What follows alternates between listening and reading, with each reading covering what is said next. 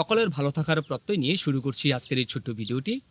আমি আছি আপনাদের সামনে ডাক্তার সুকোমল দেব, অল্প কিছুক্ষণ সময়ের জন্য। আজকের ভিডিওটির টপিক হিসাবে রেখেছি গর্ভ অবস্থায় যে 5টি জিনিস আপনি খাবেন না। এই 5টি জিনিস আপনার গর্ভপাতের সম্ভাবনাকে বাড়িয়ে দেবে। চলুন মূল ভিডিওতে যাওয়া যাক। তবে প্রথমেই বলবো, যারা এই চ্যানেলে নতুন তারা সাবস্ক্রাইব করে অবশ্যই পাশে থাকবেন, কেননা আমি প্রায় সময়ই চেষ্টা করি স্বাস্থ্য বিষয়ক টিপস দিয়ে আপনাদের সাথে থাকার জন্য। চলুন মূল ভিডিওতে যাওয়া যাক। প্রথমে যদি বলি কাঁচা পেঁপে বা আধা পাকা পেঁপে, এটাতে থাকে প্যাপিন নামক উপাদান, যেটি জরায়ুর সংকোচন ঘটিয়ে গর্ভপাত পর্যন্ত করাতে পারে। তার মানে গর্ভ অবস্থাতেই কাঁচা পেঁপে আপনি নাই খেলেন। 2. ক্যাফিন জাতীয় খাদ্য, এক্ষেত্রে হতে পারে চা, কফি বা সফট ড্রিঙ্ক।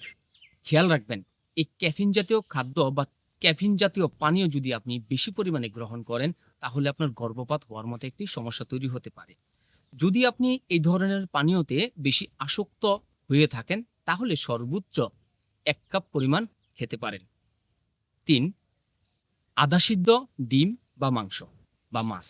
আধাসিদ্ধ ডিম বা মাছ যেটি আমরা ধরি বা মাংস, এই ক্ষেত্রে থাকে লিস্টেরিয়া নামক ব্যাকটেরিয়া, যা শিশু ও মায়ের স্বাস্থ্যের জন্য চরম ক্ষতিকর অবস্থা হতে পারে।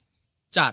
প্যাকেটজাত চিজ, যেসব চিজ পাস্তুরাইজড না, যেমন ব্রি বা ব্লো চিজ, তাতে জীবাণু থাকার ঝুঁকি বেশি।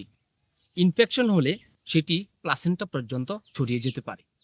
নাম্বার 5.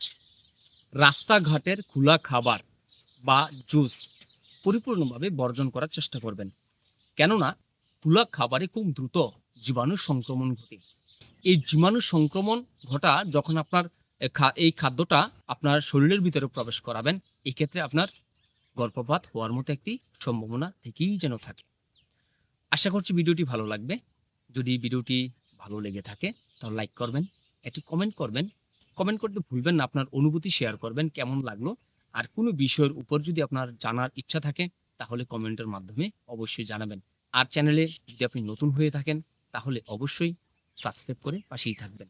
ভালো থাকুন, সুস্থ থাকুন, দেখা হবে নেক্সট কোনো ভিডিওতে।